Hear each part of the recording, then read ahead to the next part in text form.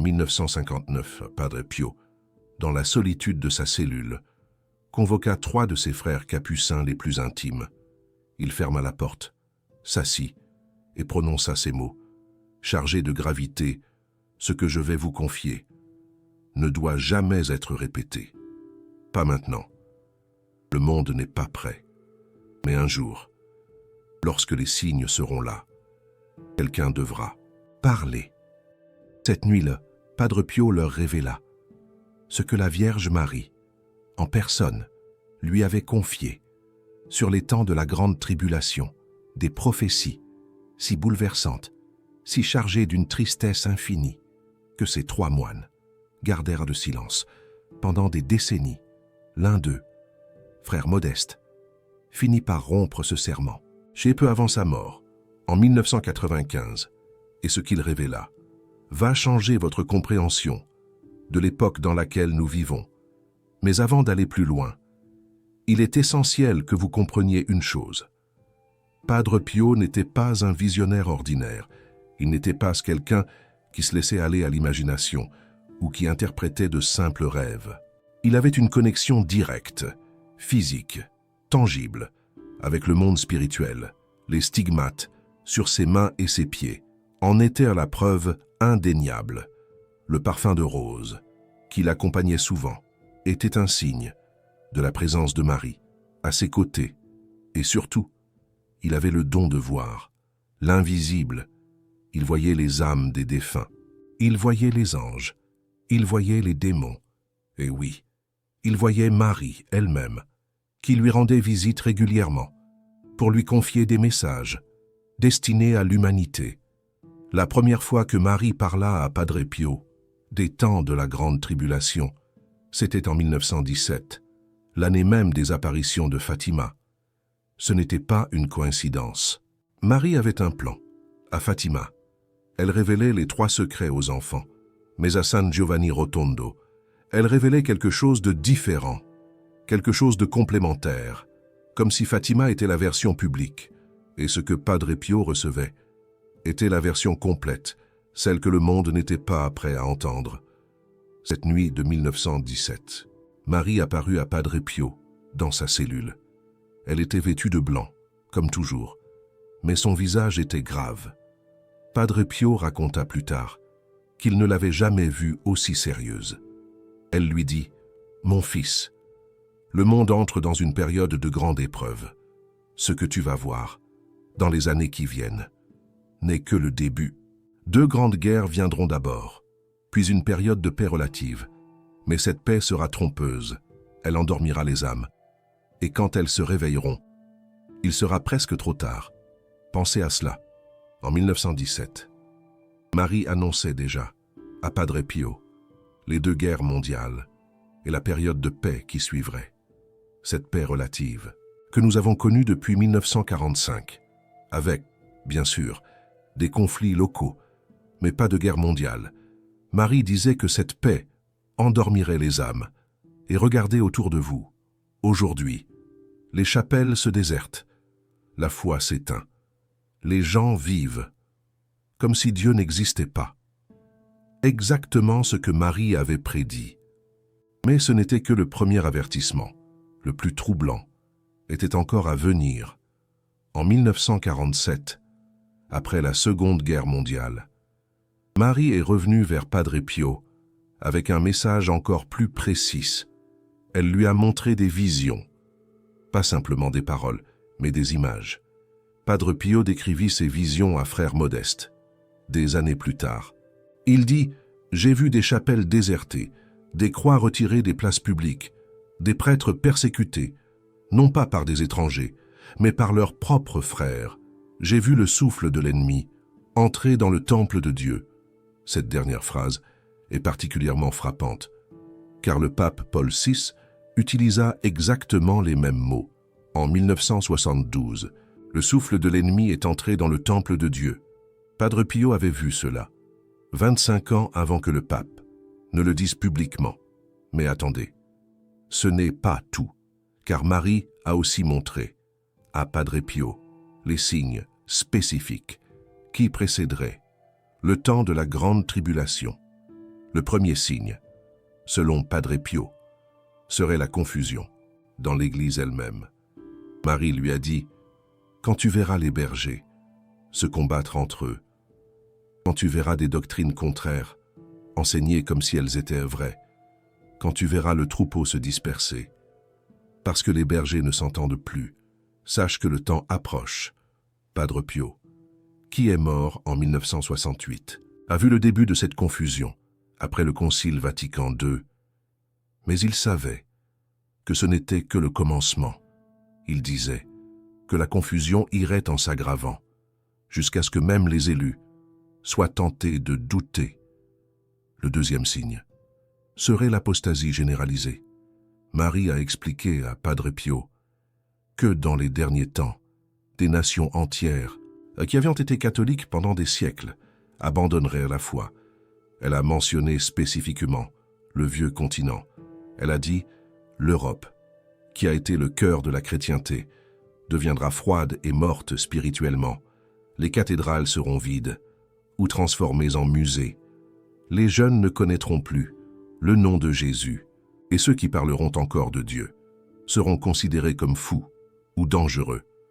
Regardez l'Europe aujourd'hui, la France, fille aînée de l'Église, où moins de 5% de la population va à la messe régulièrement. L'Allemagne, où des diocèses entiers ferment, faute de fidèles et de prêtres. L'Espagne, l'Italie, le Portugal, tous ces pays, autrefois profondément catholiques, où la foi s'efface, génération après génération. Marie avait vu tout cela. Elle l'avait montré à Padre Pio, et elle pleurait en le montrant. Le troisième signe serait ce que Marie appelait la persécution douce. Elle a dit à Padre Pio, « Dans les derniers temps, mes enfants ne seront pas jetés au lion, comme dans l'ancienne Rome. Non, la persécution sera plus subtile. Ils seront ridiculisés. Ils seront marginalisés. Ils perdront leurs emplois. Leurs enfants seront humiliés à l'école. On leur dira qu'ils sont rétrogrades, ignorants, dangereux, et beaucoup, par peur de cette pression sociale, abandonneront leur foi. Combien de catholiques aujourd'hui ont peur de dire qu'ils croient en Dieu?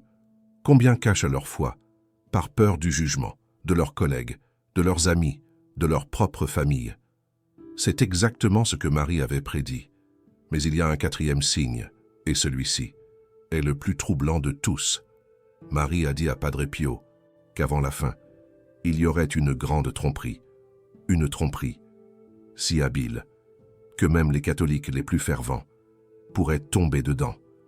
Elle a dit « Une fausse paix sera annoncée, une fausse unité. On dira que toutes les religions sont égales, que tous les chemins mènent à Dieu, que la vérité n'existe pas.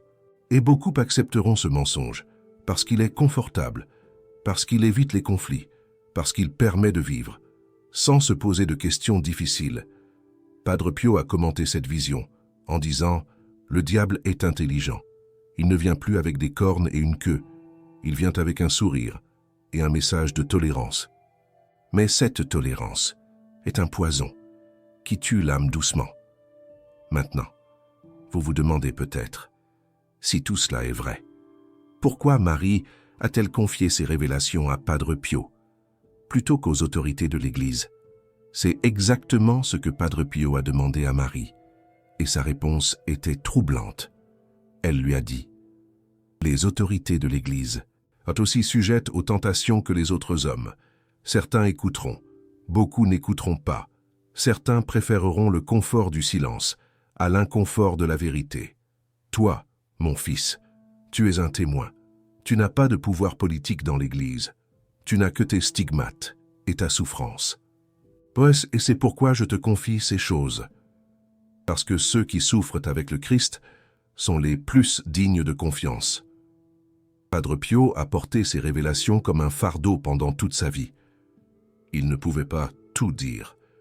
L'Église lui avait même interdit de parler pendant plusieurs années.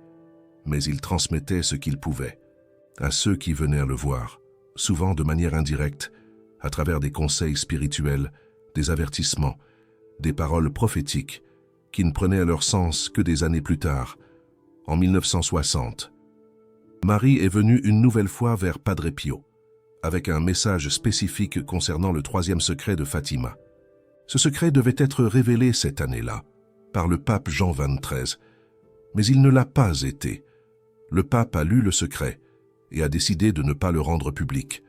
Marie a dit à Padre Pio, « Le secret n'a pas été révélé, parce que le monde n'est pas prêt. Mais toi, tu connais la vérité. Ce que j'ai dit aux enfants de Fatima, et ce que je t'ai dit, est la même chose. La différence est dans les détails. Padre Pio n'a jamais révélé exactement ce qu'il savait du troisième secret. Mais il a dit à Frère Modeste, « Ce qui est écrit dans ce secret concerne l'Église elle-même. La crise viendra de l'intérieur, pas de l'extérieur. » Ces paroles sont particulièrement significatives quand on voit les scandales qui ont secoué l'Église ces dernières décennies, les abus, les couvertures, les divisions, les conflits entre cardinaux et évêques. Tout cela était-il prédit, selon Padre Pio? Oui, Marie lui avait montré que l'Église serait purifiée par le feu de l'épreuve. Mais qu'avant cette purification, il y aurait une période de grande souffrance et de confusion. Mais voici ce qui est vraiment important à comprendre.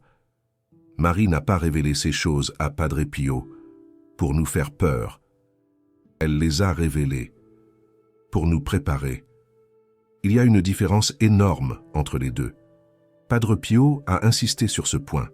Il disait que la Vierge Marie est une mère qui avertit ses enfants, n'est pas une mère cruelle. C'est une mère aimante. Elle nous dit ce qui vient, non pas pour que nous désespérions, mais pour que nous nous préparions. Un homme averti en vaut deux. Un homme préparé spirituellement peut traverser n'importe quelle tempête. Et c'est là que les révélations de Marie à Padre Pio deviennent pratiques, parce qu'elle ne s'est pas contentée d'annoncer les épreuves. Elle a aussi donné des instructions précises sur comment s'y préparer. La première instruction était le rosaire. Marie a dit à Padre Pio, « Dans les temps difficiles qui viennent, le rosaire sera l'arme la plus puissante. Moi, ceux qui le récitent fidèlement seront protégés, pas d'une protection physique, mais d'une protection spirituelle. Ils garderont la foi quand d'autres la perdront. Ils verront la vérité quand d'autres seront aveugles. Ils auront la paix quand d'autres seront terrifiés. » Padre Pio lui-même récitait des dizaines de rosaires chaque jour. Il disait que c'était sa respiration spirituelle. Il conseillait à tous ceux qui venaient le voir de ne jamais abandonner le rosaire, quoi qu'il arrive. La deuxième instruction concernait la confession. Marie a dit, dans les temps de la grande tribulation, beaucoup négligeront la confession. Les martyrs diront que ce n'est pas nécessaire, que Dieu pardonne directement, que le prêtre n'est qu'un intermédiaire inutile. Mais je te dis la vérité, la confession sacramentelle est une forteresse. Ceux qui s'en éloignent s'exposent au souffle de l'ennemi. Padre Pio passait jusqu'à 16 heures par jour dans le confessionnal. Il savait l'importance de ce sacrement. Il disait que la confession régulière était comme un bouclier invisible qui protégeait l'âme des attaques du diable. La troisième instruction concernait l'Eucharistie. Marie a dit à Padre Pio, « Un jour viendra où la messe sera rare. Les chapelles seront désertées ou vides. Les prêtres seront peu nombreux. Ceux qui ont pris l'habitude de recevoir Jésus fréquemment souffriront beaucoup de cette privation, mais leur désir ardent sera compté comme une communion spirituelle. Préparez-vous à ce temps en développant maintenant une dévotion profonde à l'Eucharistie. » Padre Pio célébrait la messe avec une ferveur extraordinaire. Sa messe durait souvent plusieurs heures, parce qu'il entrait dans une communion si profonde avec le Christ qu'il perdait la notion du temps. La quatrième instruction était peut-être la plus surprenante. Marie a parlé à Padre Pio de la communauté. Elle a dit, « Dans les temps difficiles, les catholiques isolés seront les plus vulnérables. Ceux qui se regrouperont, qui prieront ensemble, qui s'encourageront mutuellement, ceux-là tiendront bon. Ne restez pas seuls. Cherchez d'autres âmes fidèles. Formez des groupes de prière. Aidez-vous les uns les autres. L'ennemi attaque toujours les brebis isolées en premier. » Padre Pio a fondé des groupes de prière qui existent encore aujourd'hui dans le monde entier. Il savait que la foi ne peut pas survivre dans l'isolement. Et maintenant, je dois vous révéler quelque chose, que Padre Pio n'a dit qu'à très peu de personnes. Quelque chose concernant le rôle spécifique de la France, dans les événements des temps de la Grande Tribulation. Marie a dit à Padre Pio, « La France est ma fille aînée. Elle a été consacrée à moi depuis les temps les plus anciens, mais elle m'a abandonné. Elle a exilé Dieu de ses lois, de ses écoles, de sa vie publique. Et pour cela, elle souffrira particulièrement dans les temps qui viennent. Mais elle sera aussi la première à se relever. De la France viendra un renouveau, un petit reste fidèle préservera la flamme. Et quand tout semblera perdu, c'est de la France que partira la reconquête spirituelle. » Padre Pio avait une affection particulière pour la France. Il recevait de nombreux pèlerins français et leur disait souvent « Votre pays a une mission spéciale. Ne l'oubliez pas, même dans les moments les plus sombres. Souvenez-vous que Marie n'abandonne jamais ses enfants. » Mais il y a un élément de ces prophéties qui concerne directement notre époque. Un élément que Marie a spécifiquement relié aux années que nous vivons maintenant. Marie a dit à Padre Pio, « Quand tu verras Israël réuni dans sa terre, sache que le compte à rebours a commencé. Quand tu verras les nations s'unir contre Israël et contre l'Église, sache que la fin approche. Quand vous verrez des signes dans le ciel et des catastrophes se multiplier sur la terre, sachez que le temps est proche. » Israël a été refondé en 1948. Padre Pio a vécu assez longtemps pour voir ce signe s'accomplir. Il savait ce que cela signifiait. Il a dit à Frère Modeste, « Le compte à rebours a commencé. Je ne verrai pas la fin, mais toi peut-être. Et certainement les générations qui viennent. » Il y a un autre élément troublant des révélations de Marie à Padre Pio. Elle lui a parlé d'une période spécifique, qu'elle a appelée les 3 jours de ténèbres. Ce n'est pas une invention. Cette prophétie existe dans la tradition catholique depuis des siècles, mentionnée par plusieurs saints et mystiques. Mais Marie a donné à Padre Pio des détails que les autres n'avaient pas reçus. Elle lui a dit « Viendra un temps où le soleil s'obscurcira, pas comme une éclipse ordinaire, ce sera différent. Les ténèbres seront si profondes qu'aucune lumière humaine ne pourra les percer. Seules les bougies bénites par un prêtre pourront éclairer. Pendant ces 3 jours, personne ne devra sortir de sa maison. Personne ne devra regarder par la fenêtre, car dehors, des choses terribles se passeront. Les démons seront libérés pour un temps. Ils prendront des formes horribles et chercheront à terroriser les âmes. Ceux qui auront peur et qui sortiront seront perdus, mais ceux qui resteront en prière, avec leurs bougies bénites et leurs chapelets, seront protégés. » Padre Pio prenait cette prophétie très au sérieux. Il conseillait aux fidèles d'avoir toujours chez eux des bougies bénites en réserve. Il disait « Faites bénir vos bougies chaque année à la chandeleur, gardez-les précieusement. Vous ne savez pas quand vous en aurez besoin. » C'était un conseil pratique basé sur ce que Marie lui avait révélé. Mais Marie a aussi donné à Padre Pio un message d'espérance concernant ce qui viendrait après les ténèbres. Elle lui a dit « Après ces 3 jours, le monde sera transformé. Ceux qui auront survécu seront peu nombreux, mais leur foi sera pure. La terre sera purifiée. L'Église sera renouvelée. Un temps de paix et de prospérité spirituelle viendra, tel que le monde n'en a jamais connu depuis les temps apostoliques.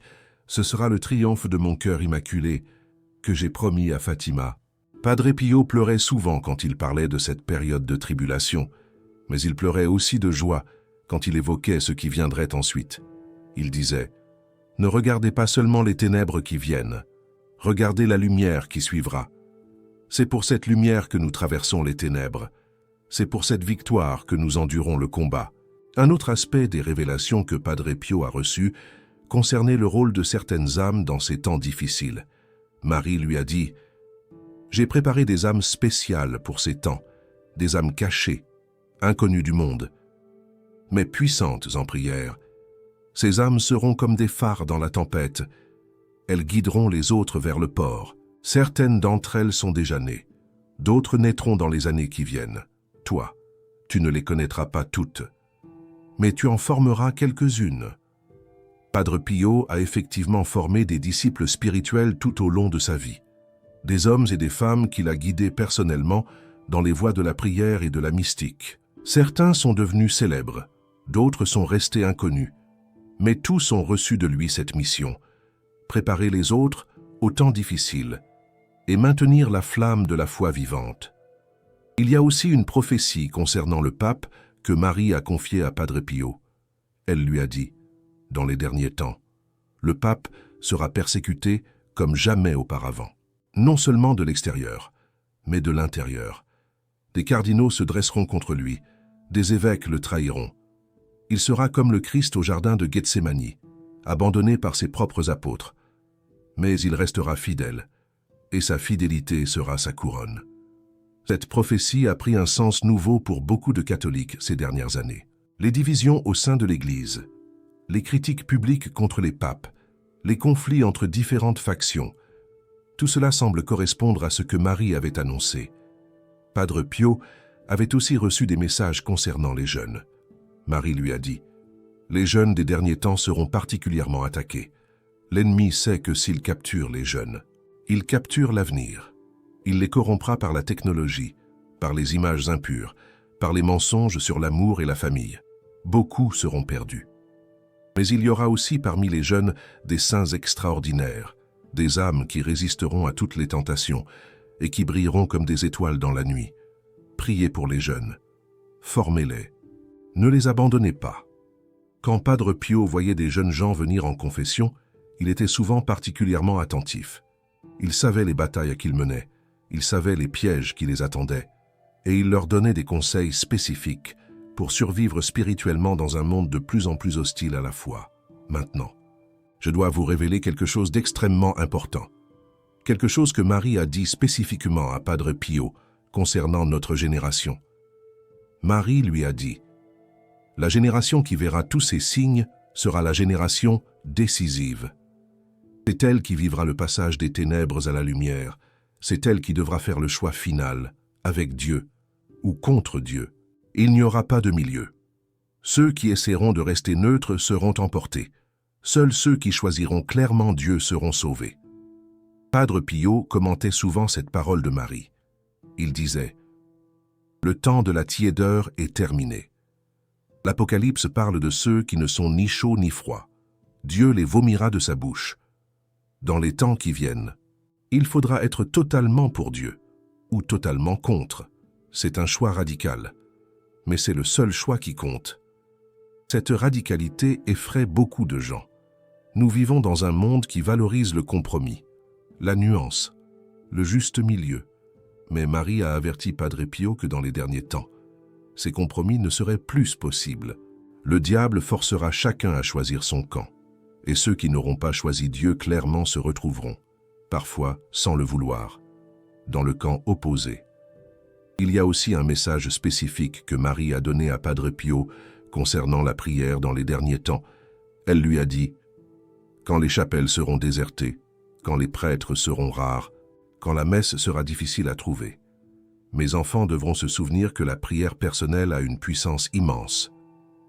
Un rosaire récité dans la solitude d'une maison peut être aussi puissant qu'une messe dans une cathédrale. Ce n'est pas le lieu qui compte, c'est le cœur. » Padre Pio répétait souvent ce message. Il disait, « Ne désespérez jamais si vous ne pouvez pas aller à l'église. Votre maison peut devenir une église. Votre cœur peut devenir un autel, un lieu sacré, où la présence divine se manifeste. » Mais Marie a aussi parlé à Padre Pio d'un danger spécifique, au temps de la grande tribulation, la fausse spiritualité. Elle lui a confié, en ces temps, beaucoup chercheront le spirituel, mais rejetteront Dieu. Ils se tourneront vers des pratiques orientales, vers le spiritisme, vers de fausses guérisons. Ils croiront trouver la paix, mais ils ne trouveront que le vide. Et pire encore, ils ouvriront, sans le savoir, des portes aux forces obscures. Prévenez mes enfants, la seule, vraie spiritualité est celle qui passe par mon Fils Jésus-Christ. Padre Pio voyait souvent des personnes, malheureusement, tomber dans ces pièges, des gens qui avaient pratiqué le yoga, la méditation transcendantale, ou qui avaient consulté des voyants ou des médiums. Il constatait les effets spirituels de ces pratiques sur leurs âmes. et il les avertissait sévèrement. Il disait « Ces choses semblent anodines, mais elles sont des portes, et une fois qu'une porte est ouverte, il est très difficile de la refermer. » Marie a également confié à Padre Pio un message crucial concernant le rôle de la famille. Pendant les temps de la grande tribulation, elle lui a dit « La famille sera l'ultime rempart. Quand tout s'effondrera autour de vous, la famille, unie dans la foi, tiendra bon. C'est pourquoi l'ennemi s'attaque à la famille avec une telle férocité. S'il peut détruire la famille, il peut tout détruire. Protégez vos familles. Priez ensemble. Gardez la foi vivante dans vos foyers. » Padre Pio avait une dévotion particulière pour la Sainte Famille. Il voyait en Jésus, Marie et Joseph le modèle parfait de ce que chaque famille chrétienne devrait être. Il conseillait aux pères de famille de prendre leur rôle au sérieux.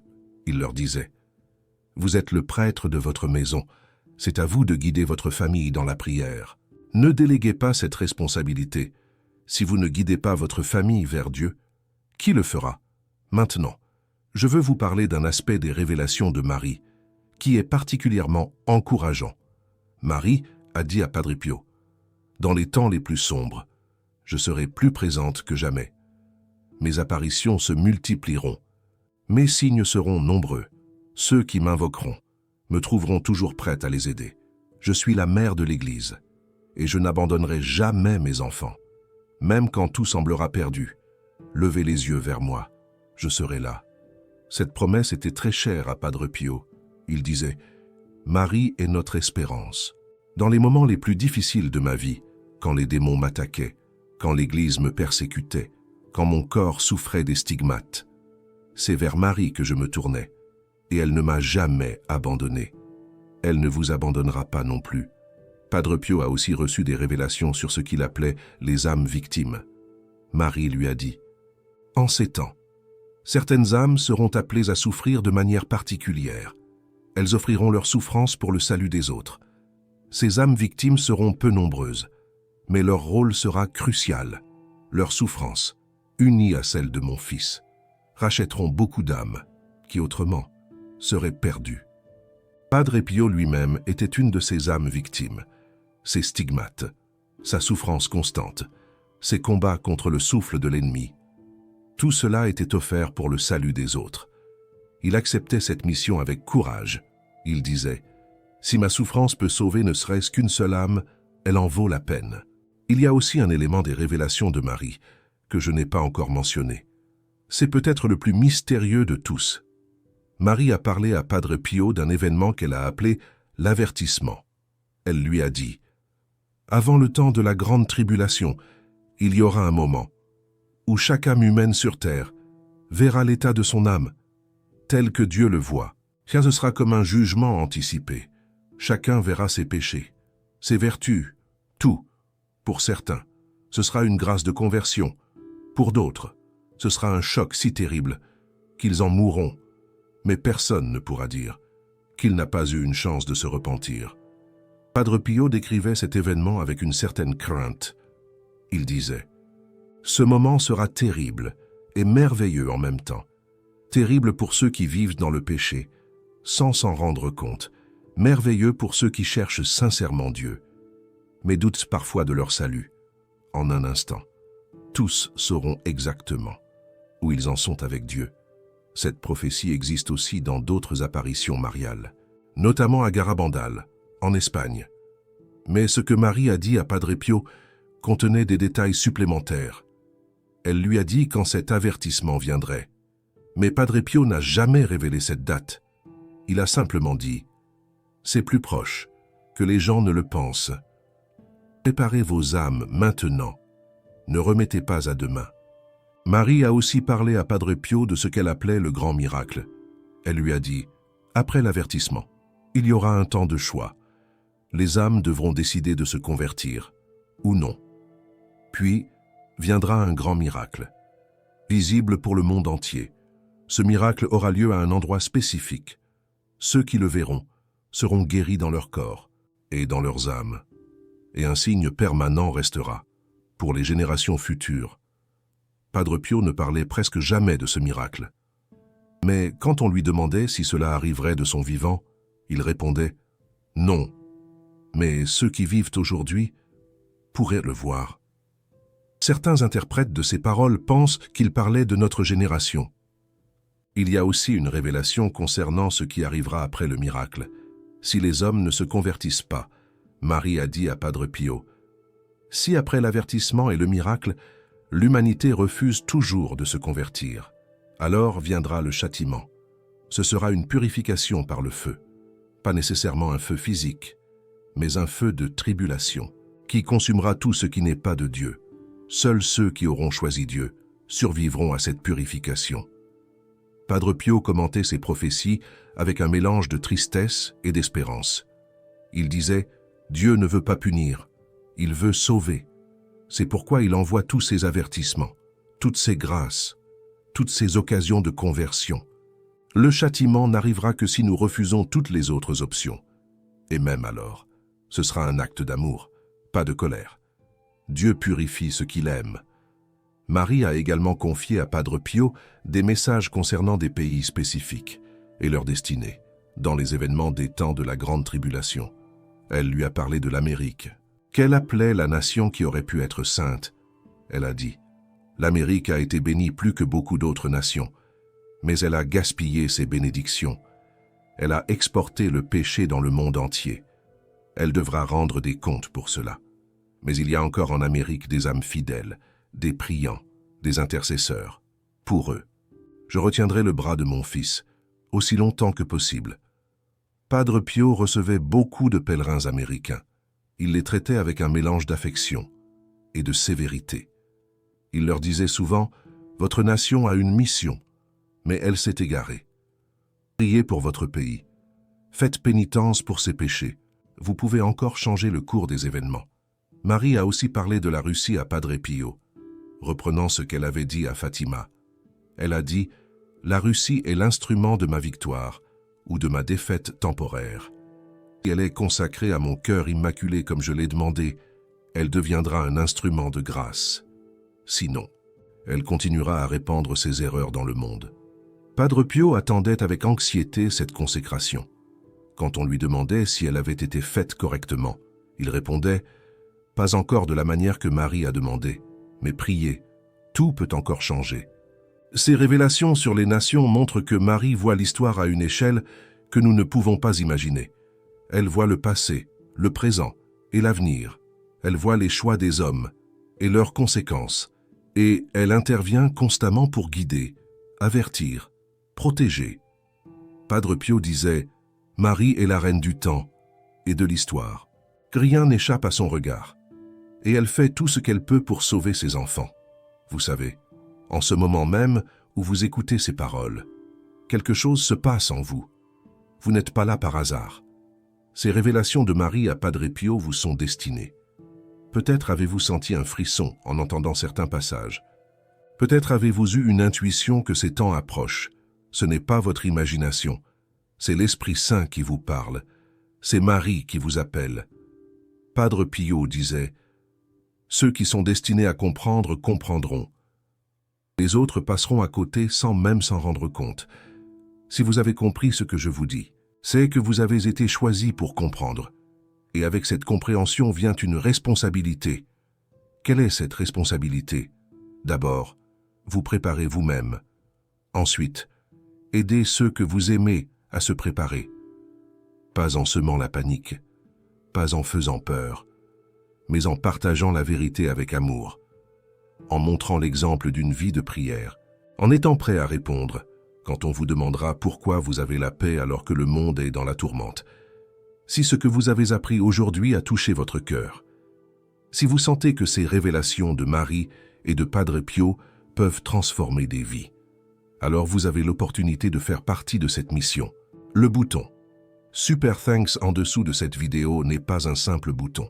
C'est une manière de dire « Oui, je veux que ces vérités continuent à se répandre. Je veux que d'autres âmes soient préparées pour les temps qui viennent. » Padre Pio disait que chaque âme sauvée est une victoire éternelle. En soutenant cette mission, vous participez à cette victoire. Maintenant, pour terminer, je veux vous donner un résumé pratique de ce que vous devez retenir de ces révélations. Premièrement, Les temps difficiles que Marie a annoncés à Padre Pio sont arrivés, ou arrivent. Les signes sont là. L'apostasie généralisée, la confusion dans l'Église, la persécution douce, la grande tromperie. Tout cela se déroule sous nos yeux. Deuxièmement, Marie nous a donné des armes pour traverser ces temps. Le rosaire, la confession, l'Eucharistie, la communauté, la vie de famille unie dans la foi. Ce ne sont pas des options, ce sont des nécessités. Troisièmement, l'issue est certaine. Marie triomphera. Son cœur immaculé triomphera. Après les ténèbres viendra la lumière. Après l'épreuve viendra la paix. Ce n'est pas une question de si, mais de quand. Quatrièmement, votre rôle est de choisir clairement votre camp. Pas de compromis, pas de tiédeur. Soit vous êtes avec Dieu, soit vous n'êtes pas avec lui. Ce choix déterminera votre éternité. Cinquièmement, n'ayez pas peur. Marie l'a dit à Padre Pio. Dans les temps les plus sombres, je serai plus présente que jamais. Elle est avec nous. Elle ne nous abandonnera pas. Et avec elle, nous ne pouvons pas perdre. Je vais finir avec les dernières paroles que Padre Pio a prononcées concernant ces révélations. Quelques jours avant sa mort, en septembre 1968, il a dit à Frère Modeste, « J'ai porté ces secrets pendant toute ma vie. Ils ont été un fardeau et une grâce. Maintenant, je vais vers Marie. Je vais vers mon Jésus, et de là où je serai, je continuerai à prier pour ceux qui ont encore à traverser ce qui vient. Ne perdez jamais l'espérance. Marie veille, Jésus revient, et la victoire est certaine. » Padre Pio est mort le 23 septembre 1968, le lendemain de la fête de l'Immaculée Conception dans certains calendriers. Ce n'était pas un hasard. Il est parti vers celle qu'il avait servie toute sa vie, vers celle qui lui avait confié ses secrets, vers celle qui continue de veiller sur nous tous. Que la bénédiction de Marie Immaculée soit sur vous, que la protection de Padre Pio vous accompagne, et que ces révélations vous préparent pour ce qui vient, non pas avec peur, mais avec foi, espérance et amour. Je vous retrouve bientôt pour d'autres révélations de Padre Pio. Restez en prière, restez près de Marie. Et souvenez-vous toujours, même dans les ténèbres les plus profondes, la lumière du Christ ne peut pas être éteinte. Parmi toutes ces prophéties de Marie à Padre Pio, laquelle vous a le plus marqué? Celle sur les 3 jours de ténèbres, celle sur le triomphe du cœur immaculé, ou peut-être celle sur le rôle du vieux continent? Écrivez-le dans les commentaires. Et si vous avez déjà eu une expérience spirituelle liée à ces temps que nous vivons, partagez-la. Votre témoignage pourrait être exactement ce dont quelqu'un d'autre a besoin pour s'éveiller.